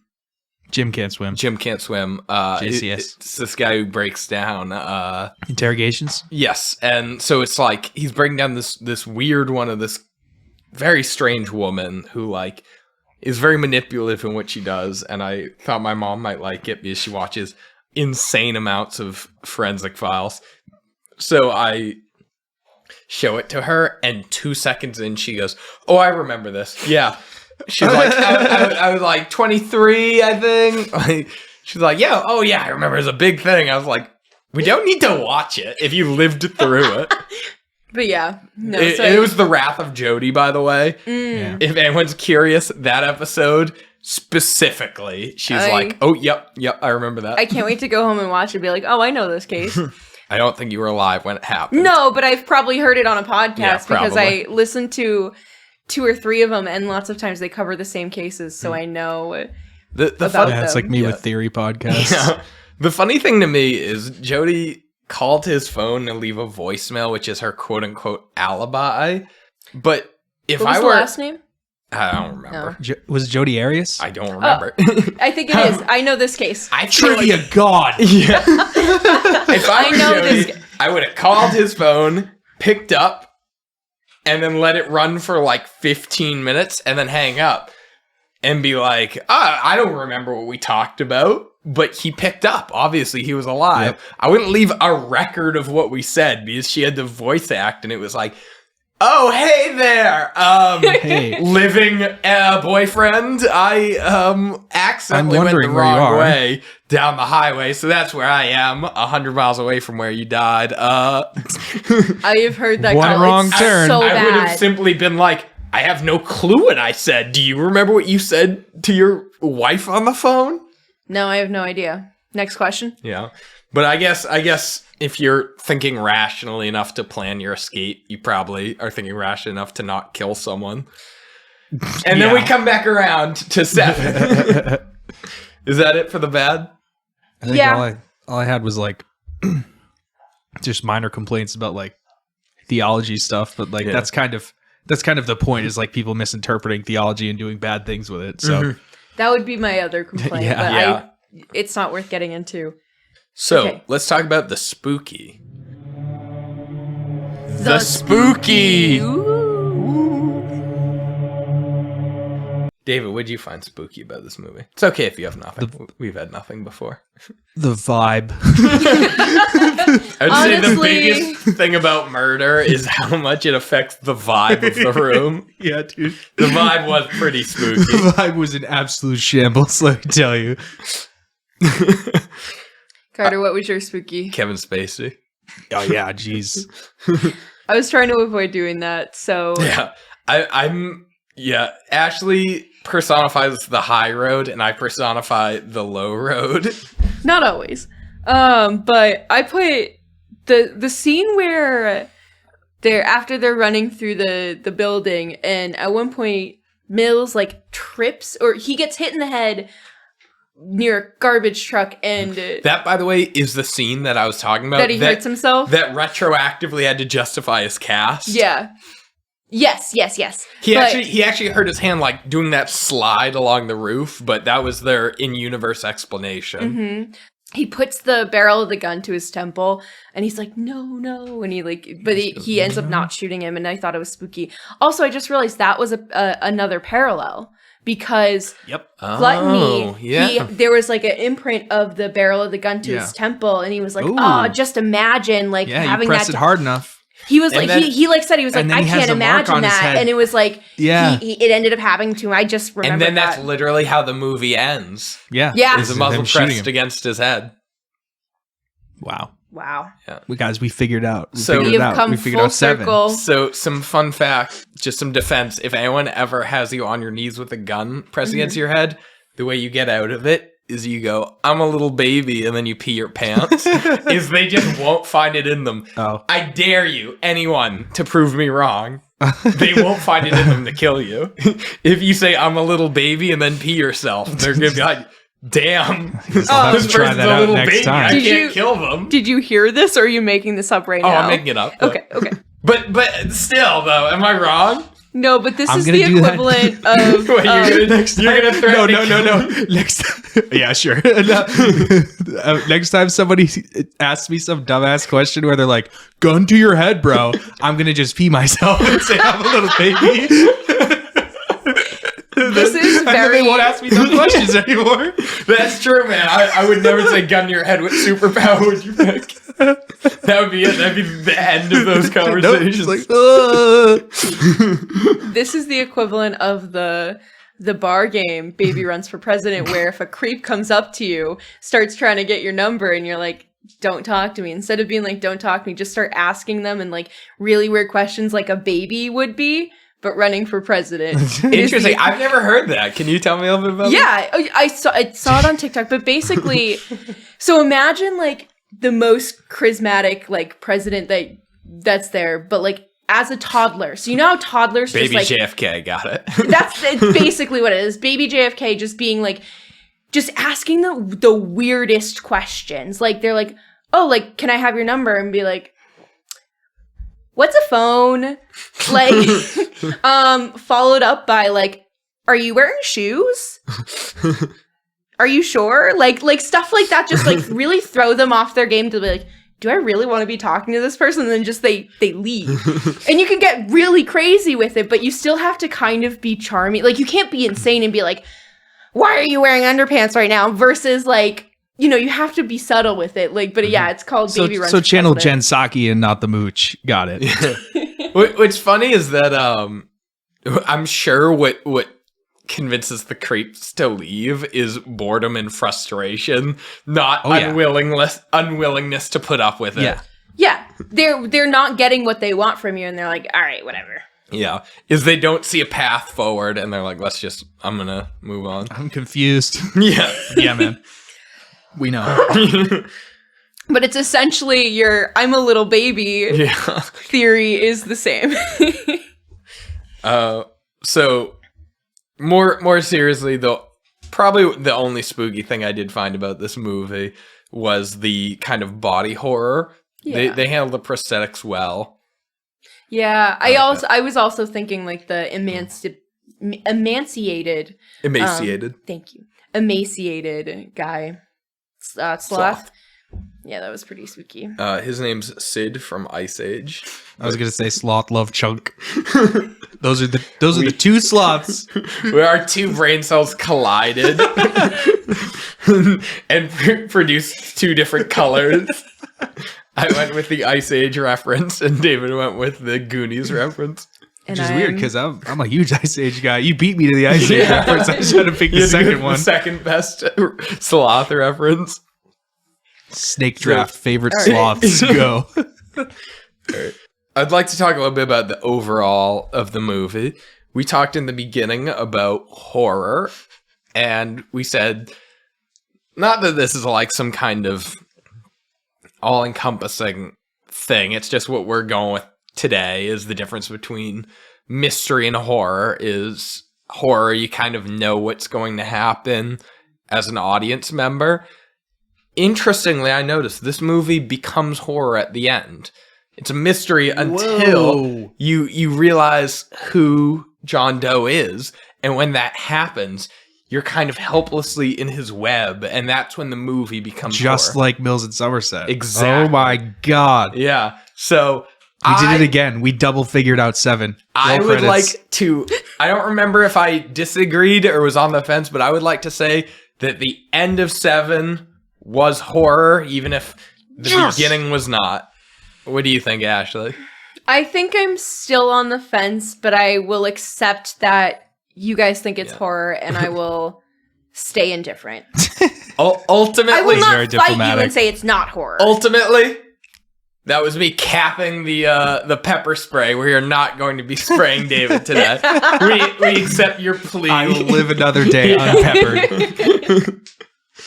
You have made your. I think you've made your case. Yeah. Is my final decision. Yeah. So the Joseph DeSasio Memorial Line highlight, it had to be this, is what's in the box? It's just been quoted so much. I can't not have it. That has to be it. And what about that Ian McGregor Memorial Line highlight? Oh, fuck. Yeah, that's right. Hang on.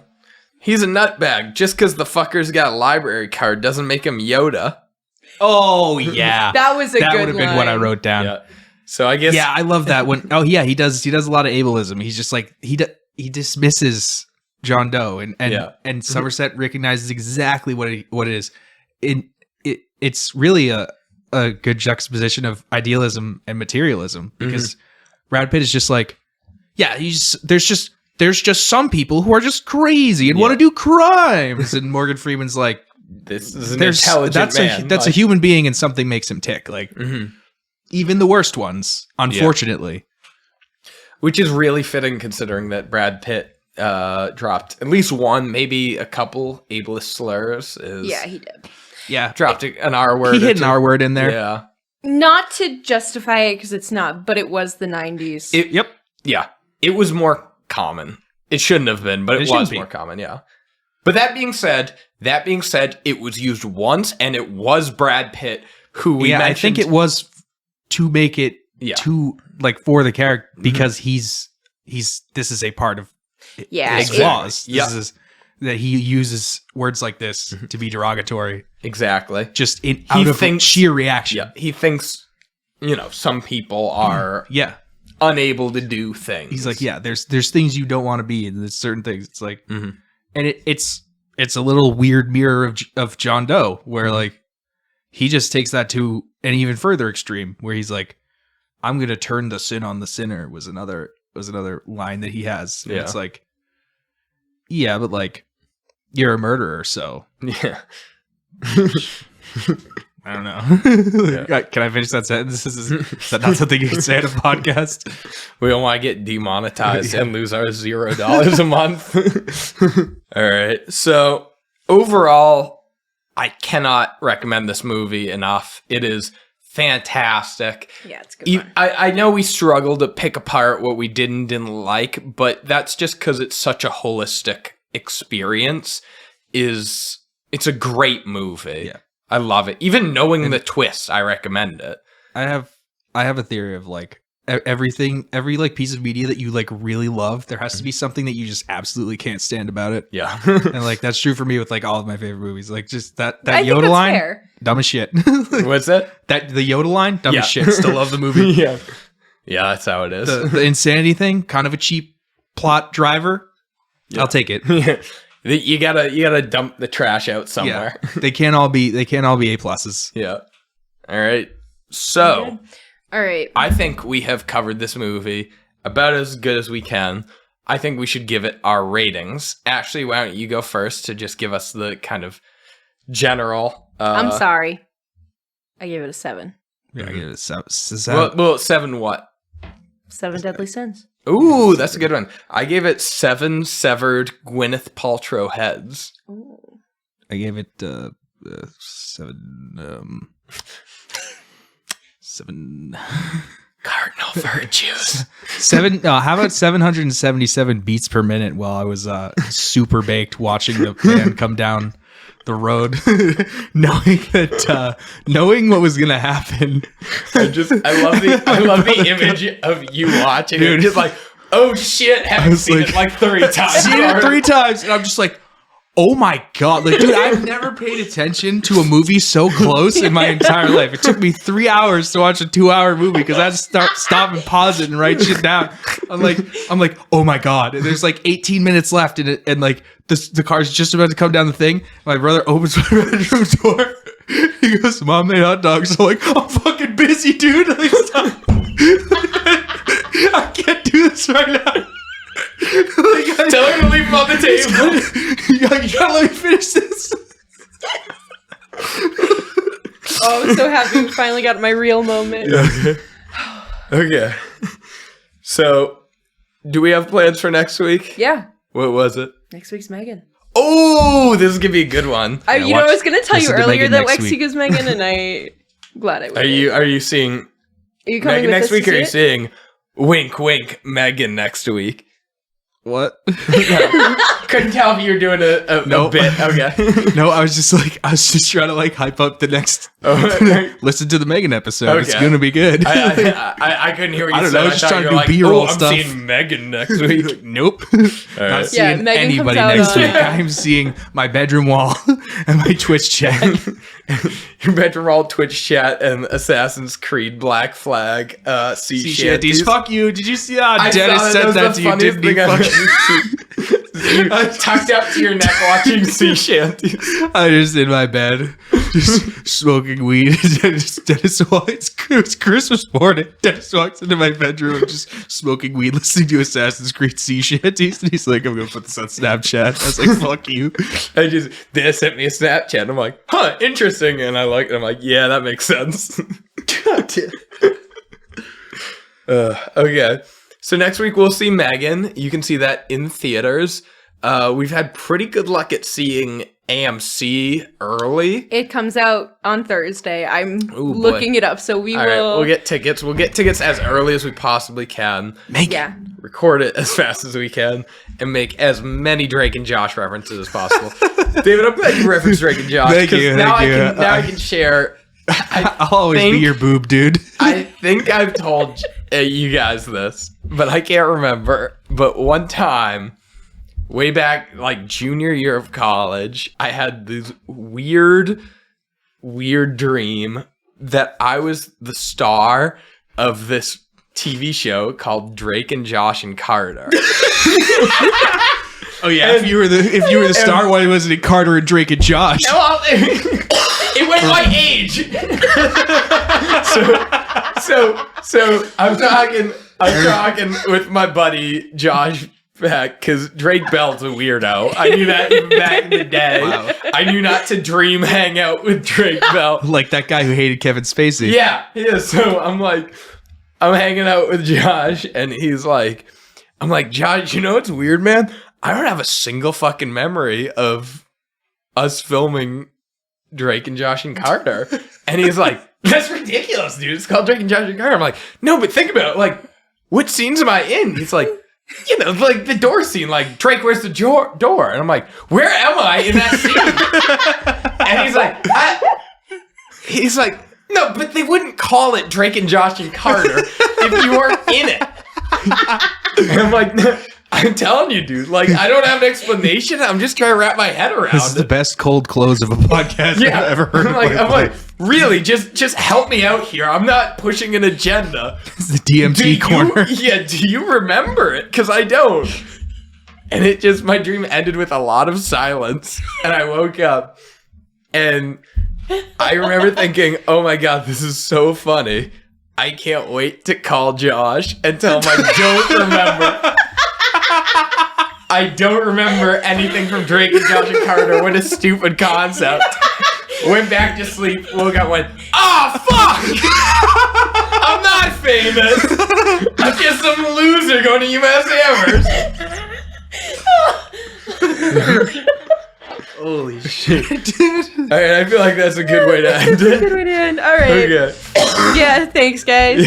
Check us out on the Instagram. Tune in next week, and if you guys enjoyed David on our episode, I'm sure you would love him at his Twitch channel. Yes, twitch.tv/David Torres should be in the show notes. For sure. You hate spelling Russian words that are based off of puns of Portuguese last names. So, All right. So, Ashley, I'm ready for you to close us out, but remember, stay spooky. Horror Sucks is brought to you by Wild Thing Media. Editing done by me. Production done by Carter. Thanks, David, for coming. thanks for having me. Yeah.